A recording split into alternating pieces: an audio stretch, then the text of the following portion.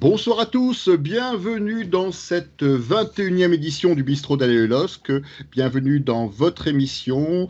Qu'est-ce qu'il faut retenir de ce match 3 points, une place de leader, mais finalement un match assez décevant dans le contenu. Et je sais pas vous, mais moi quand je jouais au foot à un très mauvais niveau à Saint-André, je me foutais du style, mais complètement. Et seule la victoire comptait, et souvent gagnée à la solidarité, en s'accrochant. On était heureux, et donc je suis heureux ce soir. Je suis hyper heureux des résultats qu'on a dernièrement. On voit que les gars sont pas encore complètement dans le coup. Ils n'ont pas retrouvé leur niveau du mois de décembre. On a peut-être un début d'explication avec une préparation foncière depuis 3 semaines qui a été très très importante pour préparer le match de l'Ajax le 18. Puisque Lille a tiré 14 fois au but et a cadré seulement 2 fois, donc dont un but. Ils ont eu 58% de possession et il y a seulement 41% de duels gagnés et donc 59 pour Dijon, ce qui montre qu'on s'est fait malmener par Dijon. Mais le match de Dijon, c'est le premier match que j'ai pas vraiment regardé parce que je me suis ennuyé. Et je trouve que ce qui fait la force de cette équipe, c'est à chaque fois, quand elle est dans le dur, comme c'est le cas en ce moment, de se mettre un cran au-dessus de l'adversaire. C'est-à-dire qu'ils étaient un cran au-dessus de Dijon, on va dire 19e, c'est pas terrible, mais ils étaient aussi un cran au-dessus de Rennes, simplement sur sur ces 2 matchs. Donc j'ai envie de dire, oui, en ce moment, je pense qu'il faut surtout regarder la calculette, dire qu'à chaque fois on enchaîne 3 points, c'est un très bon bilan, et j'espère que le jeu va revenir, parce qu'il n'y a pas de raison, au vu de ce qu'ils ont montré pendant l'automne et pendant l'hiver, qu'on n'ait pas de nouveau du beau jeu, quoi. Et donc pour moi, c'est une équipe quand même qui est très réaliste, qui est solide défensivement, qui est capable aussi comme était dit précédemment, d'élever son niveau de jeu un cran en dessous de son adversaire dans le match que j'ai pu voir de Lille. Voilà, une défense très très solide, et je pense que c'est vraiment le point fort de Lille pour moi. Comme on dit, je sais plus si c'est Julien qui a dit ça, on sort la calculette et voilà. Georges. C'est Georges, voilà. Donc on sort la calculette et ça fait 3 points. C'est pas ma meilleure citation. C'est pas mal, Georges. Même si habituellement le spécialiste des calculettes, c'est plutôt Baptiste. Voilà. Mais c'est vrai que, c'est 3 points. C'est ça qui est le plus important. Allez, Baptiste, est-ce que tu as repéré des joueurs lillois ? J'en ai repéré, oui, j'en ai repéré. J'ai repéré. Il n'a pas regardé le match. N'oublions pas qu'il nous a dit qu'il n'avait pas regardé le match. C'est vrai que non, mais je l'ai un peu séché ce match, que franchement, je me suis pas amusé. Mais c'est vrai qu'Yazice, pour le peu que j'ai vu, a marqué l'esprit avec un beau but d'attaquant, vraiment. Où il attend le dernier moment pour prendre le ballon, et même. Le dribble sur Ratchopi est magnifique. Après, Ratchopi manque d'expérience, mais il a quand même fait un beau dribble. Donc, je dirais Yazice. Et puis, tu as trouvé quelqu'un déjà qui est remarquable du côté de Dijon, c'est Ratchopi, le gardien de but. Même si sur le but, on y reviendra peut-être, Bruno Ekolemanga, qui est un international gabonais, était plutôt au Gabonais absent, si je peux faire ce jeu de mots, sur l'occasion, effectivement, de Yazice.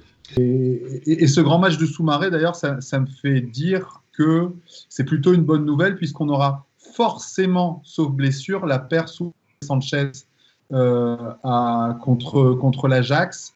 Et d'ailleurs, parce que je ne sais pas, on n'a pas prévu de faire un point mercato, donc je voudrais juste en parler là 10 secondes. On a prêté Nias au Panathinaikos, et ça m'amène à 2 réflexions. C'est la première, qu'on se met en grand danger pour ce match contre l'Ajax, puisque André et Cheka seront suspendus pour ce match aller. Donc, ce sera forcément Soumaré Sanchez, forcément. Et s'il y a blessure, on n'a rien derrière, ou en tout cas des jeunes ou des gars qui ne joueront pas à leur poste. Donc, on voit que le contexte économique nous oblige à prêter certains joueurs, alors que la sagesse aurait voulu qu'on le garde. On a pas mal incriminé le gardien de but dijonnais. Mais je trouve que dans l'agence, autant Ekolemanga, c'est catastrophique, mais sur le gardien, je pense qu'il y a plus que des circonstances atténuantes, dans le sens où, sur l'action, il anticipe un centre entré sur David. Et parce que dans 9 cas sur 10, 9 attaquants sur 10 sur cette action-là jouent le centre entré. Il y a un angle impossible pour Yacidze, on n'imagine pas. Et finalement, il a fait à l'envers, quoi. Sur le truc, il a vraiment embobiné tout le monde, quoi. Tank Turc, pire qu'un vendeur sur le bazar d'Istanbul. Là, il a mis tout le monde dans le vent. Et donc, moi, je trouve que le gardien de but, notamment avant ça, il fait un arrêt réflexe assez somptueux sur une tête de Botman, il me semble. On constate donc que Olivier Létang a tenu parole. Il avait dit qu'il n'y aurait pas de gros départ. C'est important de le dire. Hein. Il avait dit qu'il n'y aurait pas de gros départ parce qu'on est en recherche de gages de vérité. Hein. Après ce qu'on a vécu, on sort quand même un peu traumatisé de l'ère Lopez. Et là, on a Létang qui a dit il n'y aura pas de grosses ventes sauf offre pas refusable cet hiver. Et c'est ce qui s'est passé. C'est plutôt rassurant. Vincent, rassure-toi, je ne vais pas te demander tes joueurs du match, que ce soit du côté de Dijon et du côté de Bordeaux. Je voulais juste savoir de l'extérieur, finalement, quels sont les joueurs que tu aimerais bien voir évoluer à Bordeaux dans l'effectif de Lille. Bon, pas tous, hein, tu nous en laisses quelques-uns quand même. Déjà, défensivement, José Fonte. Renato Sanchez au milieu de terrain qui est très très bon aussi, je trouve. Et après, offensivement, je dirais Jonathan David, parce que pour moi, c'est un grand potentiel. Déjà, actuellement, c'est un très bon joueur, bien sûr, hein, mais c'est aussi un grand potentiel et c'est un joueur qui a de l'avenir. Et je pense que ça va être un match assez fermé, avec 2 défenses plutôt solides. Je pense que Jean-Louis Gasset, donc l'entraîneur de Bordeaux, va essayer de s'adapter, comme il a fait contre Lyon, à la formation adversaire. Je vois quand même un match plutôt fermé, peu de buts, je pense. Et j'espère que Bordeaux va réussir à ouvrir le score parce que je pense que le premier but sera très important dans ce match. Je sais que Bordeaux, c'est une équipe qui revient bien. Je pense que l'effet Ben Arfa, c'est marrant, j'ai l'impression de l'avoir jamais vu aussi jeune. Donc, je pense que c'est vraiment un match à prendre au sérieux. Enfin, c'est un adversaire qui, en effet, historiquement, ne réussit pas trop. Mais bon, Rennes ne réussissait pas trop non plus. En Bretagne, on a un peu réglé les choses. Mais ouais, je pense qu'ils arrivent là un petit peu en embuscade. Je crois que c'est une équipe à prendre très au sérieux, quoi, parce qu'elle est plutôt dans une dynamique montante. C'était pas ça en début de saison, mais là, clairement, c'est une équipe qui revient extrêmement bien. Moi, je trouve que Bordeaux, c'est le club qui nous ressemble le plus actuellement, et je m'explique pourquoi. Un loyer exorbitant dans un stade magnifique tout neuf, un entraîneur qui est un vrai bon mec et qui a un vrai attachement sincère pour le club, ça vous rappelle peut-être quelqu'un chez nous, une défense très solide, un axe défensif très solide. Chez eux, c'est Paul Bays, Koscielny et Costil. Chez nous, c'est Fonté, Botman et Maignan. Et un fonds d'investissement à la tête du club qui cherche à faire de l'argent avec le foot. Quand même, tout ça, ça ressemble un petit peu à notre club. Tout ça pour dire que si on a une défaite en ce début d'année, je pense que ce sera contre Bordeaux. Et si on fait les pronos, je suis toujours très positif. Mais là, je crains une victoire de Bordeaux sur ce match. Alors justement, comment tu vois cette nouvelle gouvernance de Bordeaux, comment elle est ressentie par les supporters, comment elle est vécue par les supporters et comment tu peux nous en parler finalement? Vécu, très, très mal vécu parce que c'est un fonds d'investissement, comme disait Julien, donc, qui est là pour l'argent et pas pour le club. C'est une entreprise pour eux, c'est un actif comme un autre pour eux, qui n'a pas forcément plus de valeur, on va dire. Je pense qu'il y a quand même beaucoup d'erreurs dans les transferts. On a donné des salaires exorbitants à certains joueurs alors qu'ils ne les méritaient pas forcément. Là encore, au mercato hivernal, on n'est pas capable de faire des recrues à part Siri qui arrive sous forme de prêt, sachant qu'il faut savoir que l'intégralité du salaire est payée par Fulham qui prête le joueur.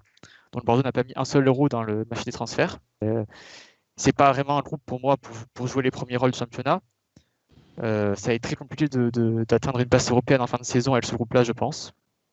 Maintenant, on est capable de faire de bonnes choses avec l'AC, je pense, mais pour moi, c'est quand même un groupe qui est assez limité, surtout offensivement. Je me méfie toujours, ça paraît cliniquement mort et puis on ne sait pas. Après, ouais, c'est en ce moment, c'est vrai que ce que j'ai vu de Nantes, c'est assez édifiant. Enfin, je pense qu'il y a quand dans la tambouille rien ne va quoi. Là, ils enchaînent, c'est la poisse, c'est le manque de talent. Il y a beaucoup de choses. Et pourtant, moi, j'ai vu jouer cette équipe en début de saison. Je me souviens de quelques matchs, même à l'AE, je les avais pas trouvés mauvais du tout.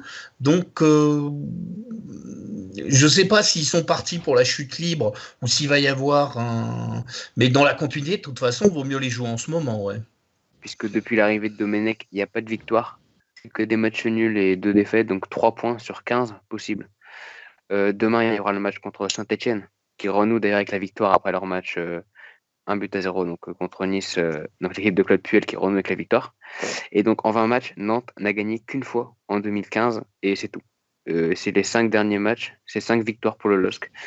Et on parle d'ailleurs, comme tu l'as dit François, de Domenech qui pourrait déjà partir en cas de défaite contre Saint-Etienne et le LOSC. C'est vrai que le match de mercredi est un tournant de la saison du FC Nantes. Alors, un tournant parce qu'ils peuvent se rapprocher de Saint-Etienne, ou s'ils perdent, ils seront complètement décrochés. Alors, on parle effectivement de Domenech qui serait déjà sous la sellette parce qu'il n'arrive pas à trouver les solutions pour faire avancer les Nantais, avec un Vladimir Kita qui pourrait collectionner les entraîneurs cette saison comme il collectionnerait les vignettes Panini. Ouais. En tout cas, ça paraît très mal parti pour Nantes. Pourquoi Domenech n'était pas là? Il n'est pas content du tout parce qu'il y a eu 0 arrivée à ce mercato. Lui demandait l'arrivée d'un attaquant et finalement il a eu le départ d'un super titulaire qui est Mehdi Abed, qui est vraiment indiscutable à Nantes depuis le début de saison, qui est parti à Al Nassr aux Émirats Arabes Unis pour 1,5 million. Parce que j'ai pris un taxi pour venir jusqu'ici. Donc évidemment, j'ai de l'info de taxi qui ne croit pas du tout à Domenech. Non, j'ai pas d'info. Ce que me dit le mec, et je pense que c'est un peu la vox populi nantaise, c'est que c'est difficile de dire quelque chose sur Kita à partir du moment où il met son propre oseille. Le gars regrettait que Gourcuff n'ait pas fonctionné parce qu'il y avait un vrai projet autour de la formation, mais Ziani et Gourcuff n'ont jamais pu s'encadrer et Kita n'a jamais su faire le bon manager pour que les mecs s'entendent. Donc forcément, c'était mort dans l'œuf. Et Domenech, c'est une catastrophe. Donc, j'ai croisé un supporter nantais qui était complètement désabusé, triste, je pense, comme le sont tous les supporters nantais. En espérant juste que d'ailleurs dimanche soir, il redemande dans Mariage Estelle Denis si ça s'est pas fait, quoi. Alors c'est trop drôle parce que c'est ce que m'a dit le chauffeur. Il m'a dit je pense qu'en cas de défaite de Nantes, à la fin, il annoncera officiellement son divorce avec Estelle. Ou son divorce. Ils sont séparés depuis quelques mois, c'est un secret de Polichinelle. Et il a annoncé le divorce en cas de défaite. Bon, on a bien fait de t'envoyer à Nantes, Julien. J'ai de la vraie info, les gars. Beaucoup de scoop. On a Lost Boy qui dit, qui pose la question à Vincent, que pense-t-il de Nico de Préville à Bordeaux? Ah, bonne question. C'est compliqué pour lui, surtout cette saison. Il a beaucoup de mal, ça fait longtemps qu'il n'a pas marqué. On sent que c'est peut-être la fin de sa période à Bordeaux. Il nous a fait un peu du bien. Il est arrivé par sa combativité, son envie, sa motivation, mais on n'a jamais pu connaître le meilleur Nicolas de Préville. Il n'a jamais fait une très grande saison à Bordeaux, malheureusement. On parlait d'Yvon Douy en début d'émission et j'ai trouvé un extrait d'interview assez rigolo en fait où il avait été le voir dans son très grand âge. Il était en EHPAD, en maison de retraite et il explique elle est géniale. Ouais, il fait ici, je suis entouré que de femmes, donc maintenant quand je raconte à tout le monde que j'ai joué avec Pelé, tout le monde s'en fout. Comme quoi, il faut bien choisir son EHPAD. Voilà.